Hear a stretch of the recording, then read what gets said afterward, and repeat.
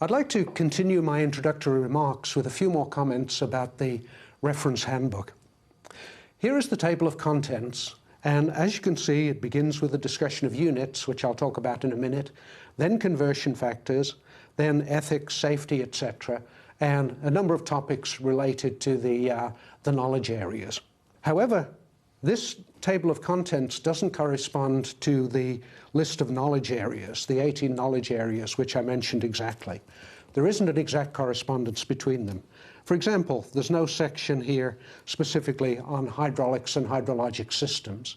Instead, many of the topics in hydraulics are found within fluid mechanics, and the topics in hydrologics and hydrologic systems are contained within the sections on fluid mechanics and civil engineering. So the topics, particular areas, are scattered somewhat throughout the manual and, as I mentioned before, somewhat hard to find sometimes. Basic to all of this is the idea of dimensions and units, the first section in the handbook. And the first thing that's important, of course, is that any physically realizable equation must be dimensionally homogeneous. And what that means is that all additive terms in an equation must have the same dimensions. To give a simple example, consider the distance traveled by a particle. Let's suppose I have a particle which starts out here, and it's moving downwards at some velocity v0, and we'll suppose that it's subject to gravitational acceleration of magnitude g. After some time t, let's suppose that this particle has fallen a distance d, and the question is, what is the relationship between the distance d and time? Well, that's a very easy problem in kinematics. I'm sure you can do that. And the answer is d, the distance, is v0t plus 1/2 gt squared. Now, in this equation, on the left-hand side, d is obviously a distance, it's a length. v0 times t also has dimensions of length, and gt squared, I'll leave you to put that, also has dimensions of length. So each term in this simple equation has dimensions of length. They're all the same. And that must always be so. If you have an equation where the dimensions of the different terms are different, then there's something wrong with that equation. Now, generally, in fluid mechanics, civil engineering, we'll be dealing with three primary dimensions, either mass, length, and time, which we denote by ml and t, and we usually place within square brackets to denote that we're referring to dimensions in that case, and also possibly f, force. However, force is not a fundamental dimension, because force is related to mass and acceleration by Newton's second law, F equals ma, from which you can see that the dimensions of force must be the same as the dimensions of mass multiplied by acceleration, ml t to the minus 2. So there are three fundamental dimensions involved here, either mass length and time, or force length and time. You can use either one, but not both generally. All other physical variables that we're interested in can be expressed in terms of these three primary dimensions. For example, acceleration is length per time squared. Density is mass per unit volume, or ml to the minus 3, etc. For all of the other variables here, power, energy, etc., are all expressible in terms of three fundamental dimensions. And generally, we'll mostly be using the MLT system. However, equally, you could use the FLT system, but not both of them at once. An example then is speed, is distance over time. The fundamental dimensions are LT to the minus 1, but the particular units you use depends on the unit system you're using. For example, the units might be feet per second, or meters per second, or miles per hour. This is the section on units, and if I can just blow up the first part here, it says that the FE exam in this handbook use both the metric system of units, in other words SI, and the US customary system, USCS. So it's important to be familiar with both systems of units to successfully answer the questions. Now, more generally though, there are three main systems of units that are commonly used in engineering and science. And the difference between the two we can illustrate by means of Newton's second law again, which I'll generalize by putting a constant of proportionality. So instead of F equals ma, I'll write F equals kma, where k is a constant, and the value of that constant depends on what particular system of units you're using.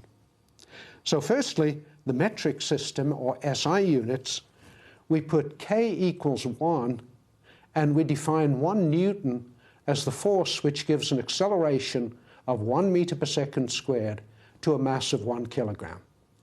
So the fundamental unit of force in metric units is the Newton, and the fundamental system of mass is the kilogram. The second one, the so-called US customary system, puts k is equal to 1 over gc, where gc is the universal gravitational constant, which has a value of 32.174 units of pound mass foot per pound force second squared. So in this case, we define 1 pound force as the force which gives an acceleration of 32.2 feet per second squared to a mass of 1 pound mass.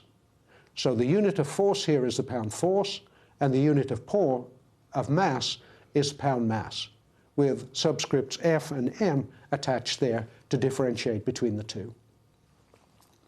There is a third system, so-called British gravitational system, which also puts k equals 1. And in this system, we define 1 pound as the force that gives an acceleration of 1 foot per second squared to a mass of 1 slug. So in this system, the unit of force is the pound, and we don't really need to put an F on the end there to distinguish it anymore. The unit of force is the pound, and the unit of mass is the slug. But here, as I mentioned in the FE exam, we use predominantly the first two of these. So these are the basic units in in those three systems. The unit of mass in SI is kilograms, USCS is pound mass, and BG is slug. Length is meters, feet, and feet. Time is seconds, and force is either newtons, pounds force, or pounds. Now, different disciplines tend to use different systems. For example, I think that mechanical engineers and chemical engineers tend to use the pound mass and pound force system, whereas civil engineers and aerospace engineers tend to use the slug and pound system. So we just have to be aware of the differences between these. So one way to remember that is that a slug is approximately 32.174 pounds mass, and the Newton, which is not generally a familiar unit, a Newton you can think of as of order of 1/4 pound. There are a few special units that come up. For example, pressure is a normal stress or a normal force per unit area, so it has dimensions of force over area. In metric units is newtons per square meter would be the fundamental unit. However, we usually give that the special name of a Pascal, abbreviated PA. The Pascal, however, is a very small unit, so more usually we use 1,000 pascals or the kilopascal as a unit of pressure. Power is rate of doing work, or force times distance over time, for example, Newton meters per second. But again, this is given a special name. A Newton meter per second is a watt. Another one that comes up sometimes in fluid mechanics that we'll encounter is absolute viscosity. And the units of viscosity in metric units are Newton seconds per square meter, but this you will sometimes see given as a Pascal second, abbreviated like this. The handbook also gives a list of conversion factors, and here I'll just expand on a part of that. But generally speaking, I don't think we need to be concerned with that. For example, converting acres to feet or miles to meters, etc., because generally all of the problems will be given in one system of units with the properties given. So although the conversion factors are given here, I don't think they're a concern for the exam. So here again is the outline of the book. We have units, conversion factors, etc. And let me do an example to illustrate how the units of mass and force work. So here's a simple example. We have a sphere which weighs 5 kilograms, and it's suspended, say, from the ceiling by a cable. And obviously there is some tension force in this cable to hold it up. So the question is, if the acceleration due to gravity is given, the tension in the cable is most nearly, well, which of these alternatives? So that's fairly simple. The tension in this case must be just equal to the weight of the sphere, which is hanging downwards, for that to be in equilibrium. And the weight of an object is just the force of gravity acting on that object, is the mass multiplied by acceleration due to gravity. So in this case, the mass is 5 kilograms, gravity is 9.81. Multiplying those two together is 49.1, and the units in that case automatically work out to newtons, because we've been consistent between kilograms in this case. So the answer is C. Secondly, the same problem, but now we have a sphere of 5 pounds mass, which is hanging from this cable, and the acceleration is 32.2 feet per second squared. The tension in the cable is most nearly which of these? So here again we have the same basic equation, that the tension is equal to the weight of the object, which is m times g. However, now we have to be careful. Because of the units here, we have to divide that by gc, the gravitational constant. Substituting in, we have 5 pounds mass times 32.2, the acceleration due to gravity, divided by the universal gravitational constant, which I'll round off to 32.2, and has units as shown. And as you can see here by checking the units, pounds mass, pounds cancels, feet cancels, second squared cancels, leaving me with an answer of 5 pound force, which of course we would intuitively know.